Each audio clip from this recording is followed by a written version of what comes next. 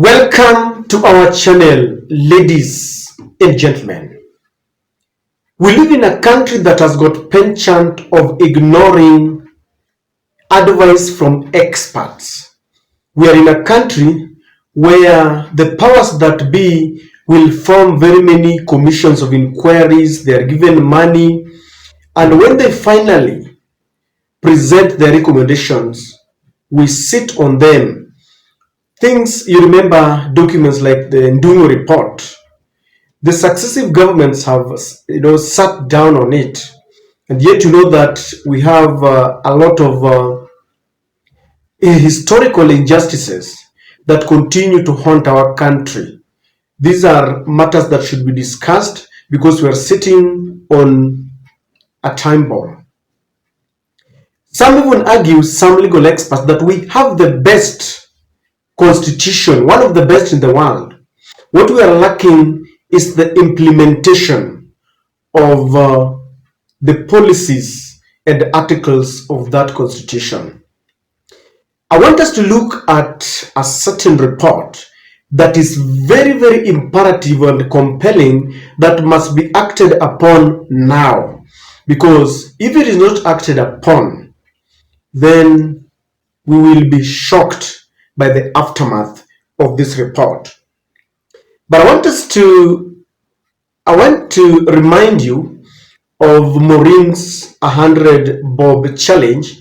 We have been running this for a week now. For those who have been watching the channel, Maureen got a job as a domestic worker in Lebanon, and she fell in the wrong hand. Some bosses are just beasts.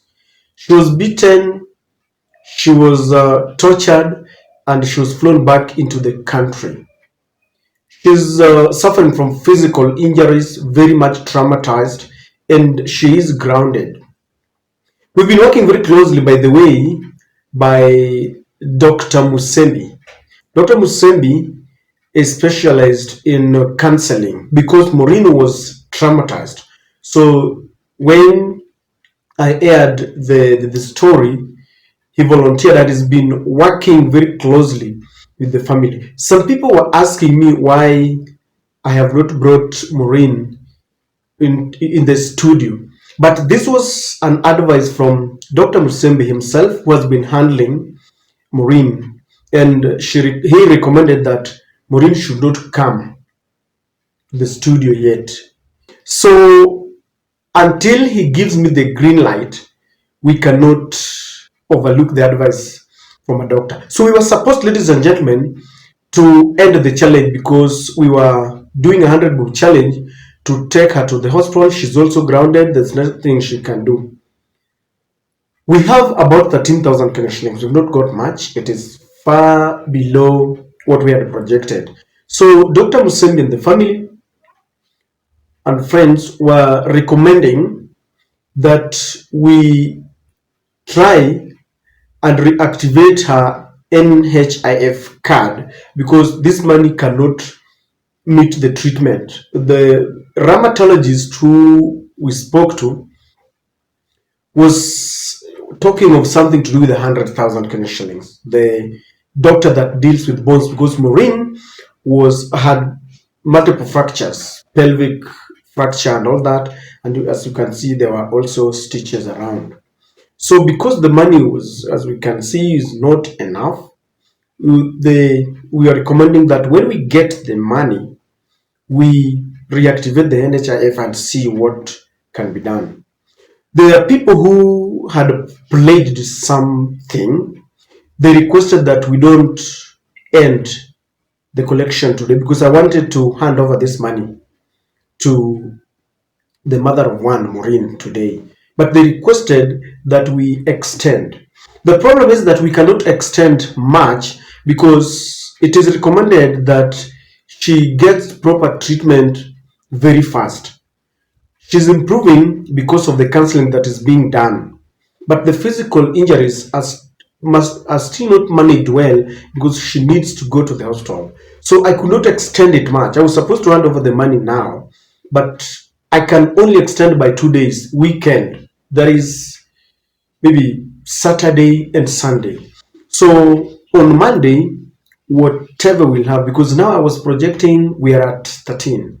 If I can get only 7,000 so that we at least we have 20, we reactivate that NHIF, and I know that we must there's some little amount that will go to food stuff, because she's really suffering. The situation is not all that good. So we are extending this, and it is because I was requested by those who pledged, because they told me, please give us maybe some more days, but we can only extend up to Monday. So if you feel touched and you want to give us something, please let us stand with Maureen, our sister, so that we can, change her life.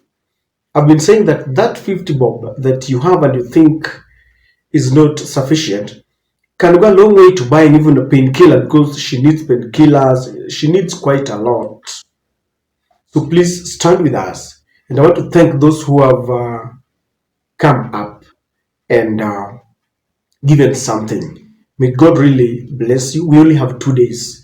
If you can give us something, then we will give. By Monday, whatever it is that we will have, we will give out. Thank you very much. Ladies and gentlemen, there was a task force that was appointed by President William Ruto to look into what they gave us: legal, policy, administrative, institutional, and operational constraints that hinder the proper service delivery by the National Police Service, the NYS, and the Kenya Prison Service, because these men in uniform have been suffering a lot, and they took their time. They got views from relevant stakeholders, and they came up with a report that I want us to look at, because this report, as I said, is very imperative and must be looked at now. If it is not, then something will really happen to this country.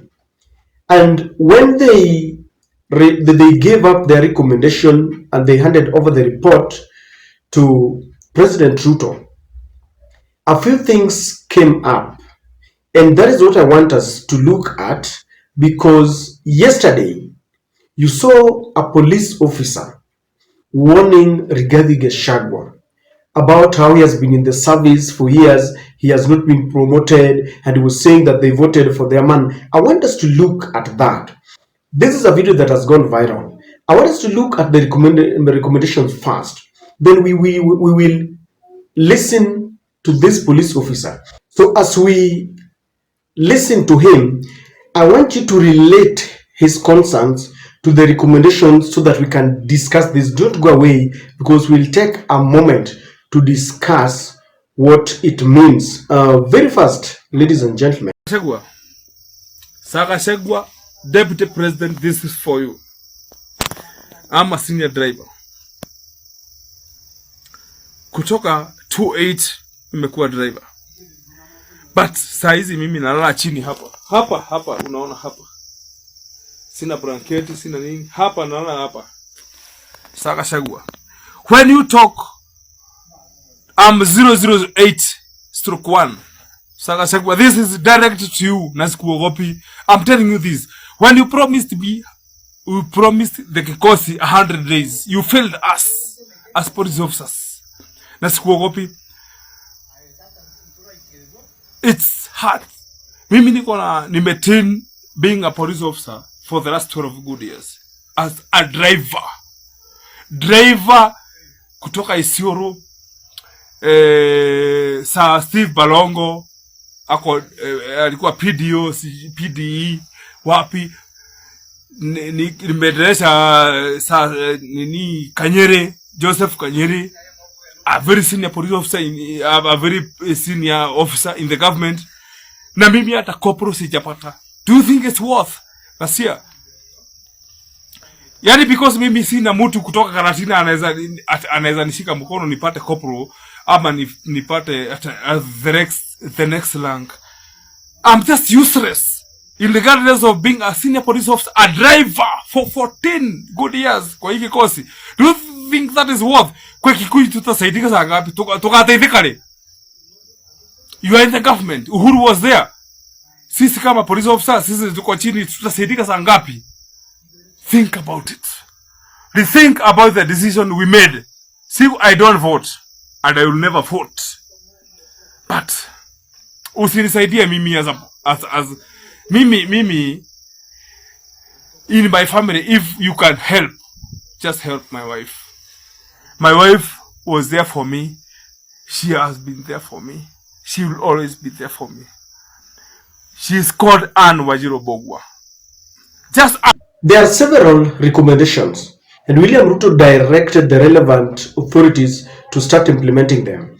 I'm concerned about recommendation number 2 because there are several of them, but the one that is relating directly to the officer is this one, number 2, that they were directed to review the pay, living conditions, medical cover, housing, and other aspects of welfare for members of the services and simply do the right thing by the police officers. Now, the report had looked at, among other things, corruption in the system within the police, Kenya Police Service, Prison Service, and the NYS, National Youth Service. The officers are living in squalid conditions. If you visited, I know there have been efforts, by the way, by the successive governments, especially Kibaki, Uhuru, and maybe Ruto is trying, so that they uplift the living conditions, building houses and all that. But we still have a number of them who are living in houses that are not recommended for human beings, if you ask me. And this is something that people must work on. You see, that officer was saying that he's sleeping somewhere on the floor. Whether you think it is exaggerated or not, some of these police officers are living in a very small mabati, structures, and they share. I remember one of them came in the mainstream media and they were saying that they share those houses with their families.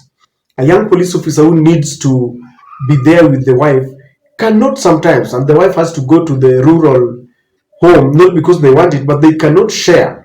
The houses are separated by curtains, and you know what that means. It was even dividing their families.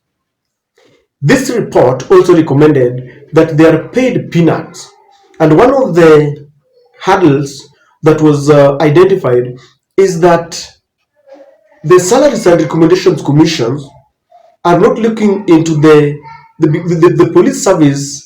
The Kenya Prison Service and NYS are a special group of civil servants, and it was recommended that when they look at how they review their salaries, then they must be looked at as a very special service. And it was recommended that they may have a separate way of looking at the salaries.